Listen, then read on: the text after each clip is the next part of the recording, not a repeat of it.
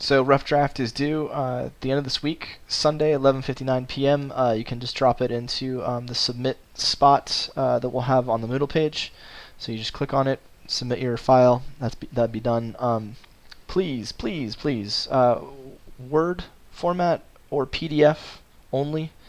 Please avoid pages. I can't open those documents, and you can save them as PDFs or as documents, so please do it that way. It's easier for me.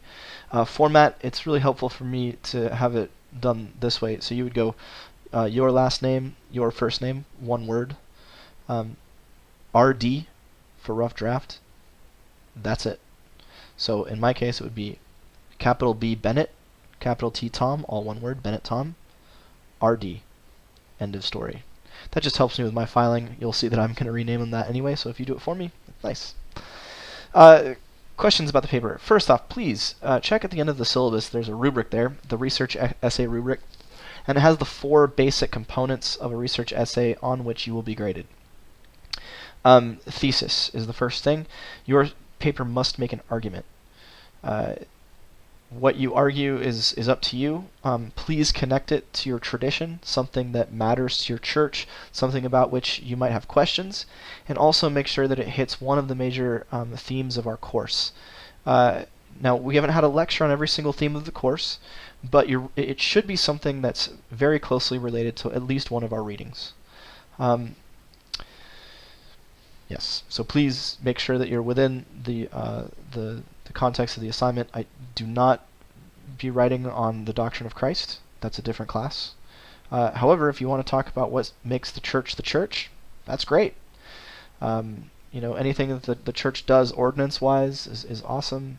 Questions about major ethical questions, what it is to be human, our desires, all those types of things. Anything you see in our readings is fair game. Revelation, creation, all that stuff. Make a thesis, though. It's got to have this paper will argue. If you want to use that phrasing, great. I'm all for it. I think it's valuable, at least at the very beginning, for you to be able to say, this paper argues X based on, Y, Z, and whatever, something else.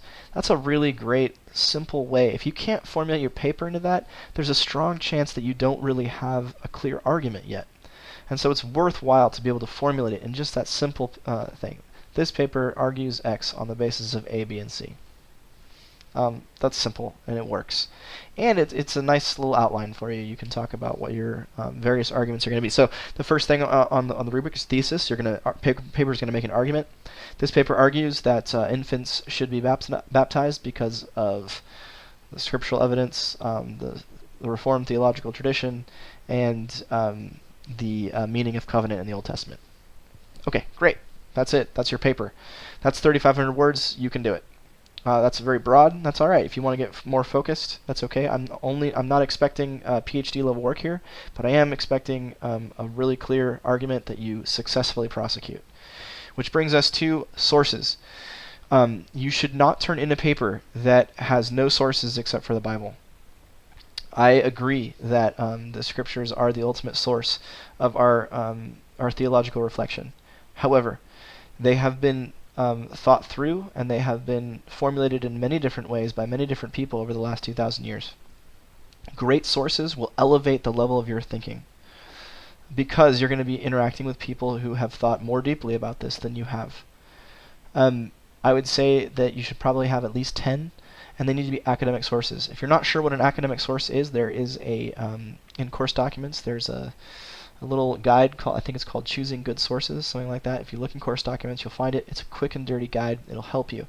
I strongly, strongly recommend that you find at least one book that was written in the last 10 years, preferably the last 5 years, that really hits on your topic, whatever your topic is. And this book should have it should be either published by a university press, or it should be published by one of the major, evangelical theological publishers like InterVarsity, Eerdmans, Zondervan to some extent, one of those big ones, Baker Academic. If you find somebody who has written in the last 5 years at a academic level who's talking about your topic, they are going to do a lot of your work for you, because they will tell you everybody who's important to be interviewed from the last 20, 30, sometimes longer years. If you find someone who's addressing your topic, they will tell you what other people have said. They will point you in the direction of other sources. That's why a new source is so very valuable. New sources at that level will tell you what doesn't matter amongst the old sources, because they'll only be interacting with the best of the older sources. Please, by all means, start out your research with a relatively recent book on your topic at a major press. When you're dealing with sources, your goal here is critical engagement. This is the third thing on the essay rubric. It talks about critical engagement / argument. At the graduate level, you are now authorized, in fact, you are now commanded to disagree with the people you talk to.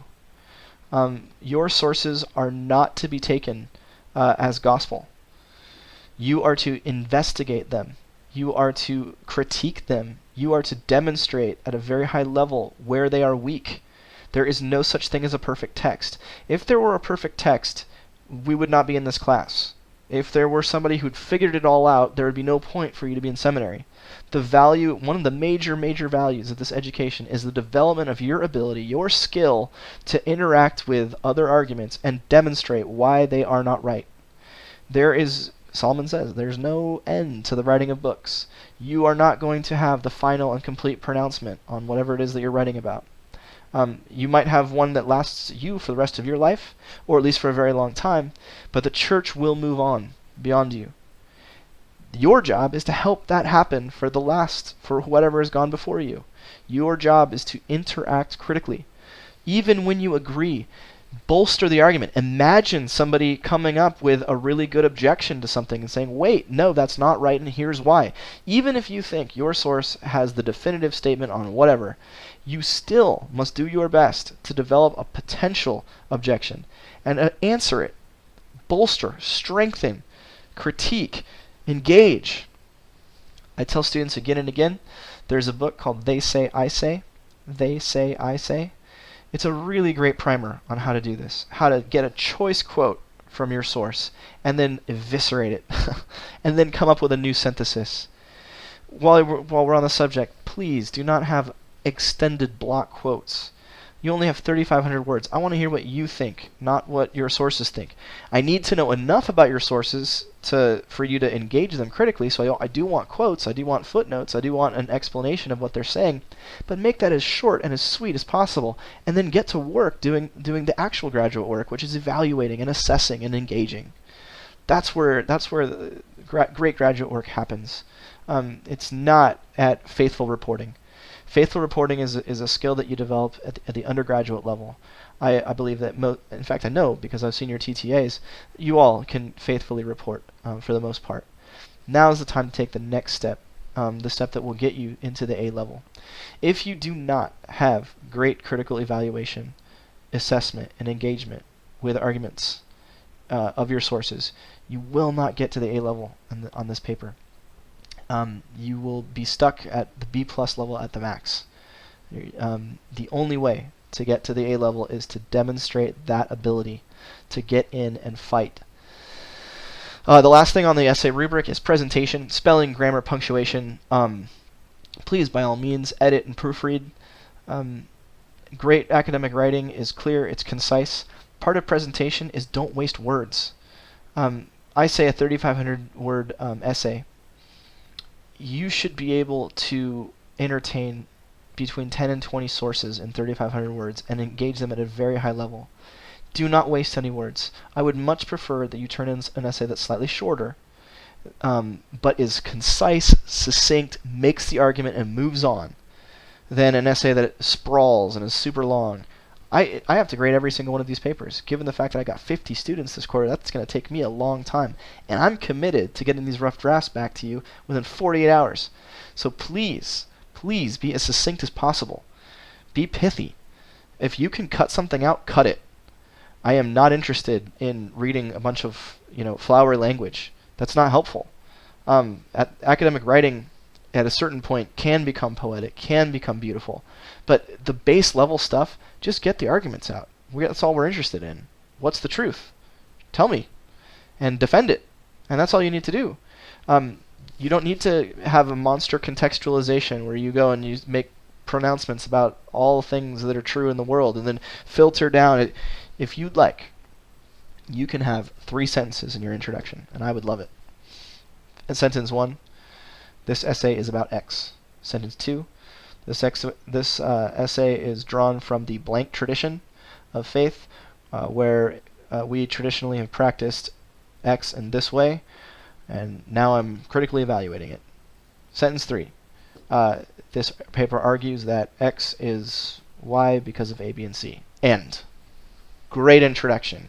I know how it fits in your tradition. I know what we're talking about. I know what you're arguing. If you want to be more flowery than that, make sure that you're developing substance. I would rather read 3,000 words that has that 3-sentence intro than 3,500 words that has, a 450 extra words in the introduction that don't accomplish anything. Great news. You can finish the class this week. This is a rough draft. You're only required to write something like 1,000 plus. It's a third, I think, of the total, and even that I'm not married to. If you only get a little bit less than that, that's okay.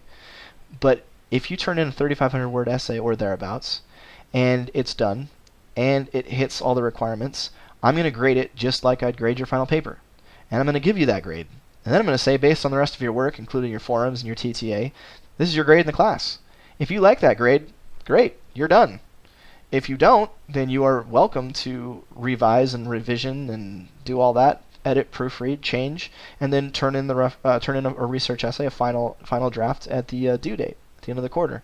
That's fine too. This means that it is in your best interest to put all kinds of time, effort, and work into this rough draft, because you can finish the class, and even if you don't get the essay done, you can have a very strong indicator of where you're headed and whether or not what you're doing is right. And that gives you more time to contact me and to figure out how to fix things and how to work with things and how to develop and advance. My goal here is not to fail people. My goal is to see you succeed, because I see it as you succeeding in this assignment means that you're going to be better suited to succeed in your ministry. You're going to have the skills that you need to serve the Lord and serve the church, and in whatever capacity God's called you to do that. So I want you to do well, and I'm providing as many opportunities as I can to make that happen. In fact, more good news, there's no forum this week. All you're doing this week is working on this rough draft, or however long this draft ends up being. Take this time, really put the effort in, create something that's really valuable, and then not only do you get to finish the class today, but also your ability as a scholar and as a servant of the church is going to be augmented because of it. So please take this assignment seriously. Take the skills that you're developing through it seriously, and know that this stuff matters. Any questions you have, email, text, call, and we'll get them sorted out. Other than that, have a great week. Write a lot, write well, and turn that thing in on Sunday.